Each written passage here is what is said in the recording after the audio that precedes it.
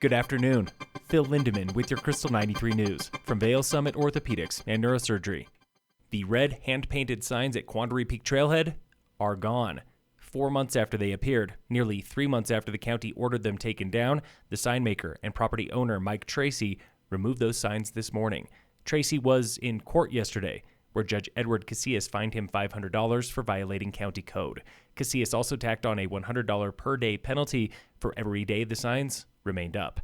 This might not be Tracy's last day in court. He is building a structure there described as a windowless bunker without a permit. He has until end of this week to apply for one. Without a permit, Tracy is back in court in a month or two. The Dumont man who kidnapped and killed 2 Breckenridge women will serve life in prison 40 years after his crimes. Alan Lee Phillips was sentenced yesterday at 71 years old for killing Annette Schnee and Bobby Joe Oberholzer when he was 31. Deputy Coroner Wendy Kipple. We had families for both women that have wanted answers for 40 years, and we were finally able to give it to them. Evidence collected by Kipple and others led to Phillips' arrest last year. For years, many thought Oberholzer's husband was the killer. Summit Sheriff arrested or cited 18 people last week, the busiest deputies have been since midsummer. One man was arrested for domestic abuse and menacing with a weapon the afternoon of Halloween. Another man was busted for DUI just before 8 a.m. last Wednesday near Summit High School.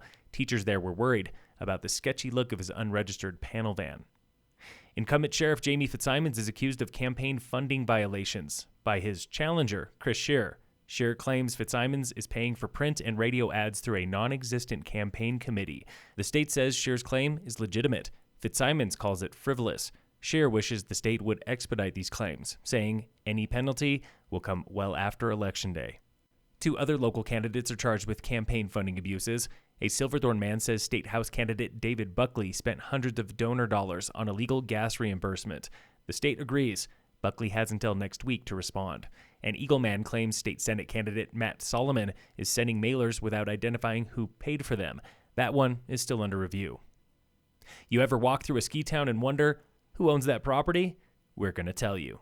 The 12-acre Kindred Resorts plot next door to the River Run gondola at Keystone is owned by One River Run Acquisitions.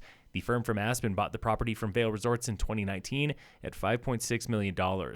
Estimated cost for condos and more there is $300 million, double the original estimate. Today, after an extended hiatus, backhoes are digging again. Signs posted to fencing say pre-sale condos are going fast. Meanwhile, in court, One River Run and lender Greenwich Global are suing each other for millions, alleging fraud and extortion.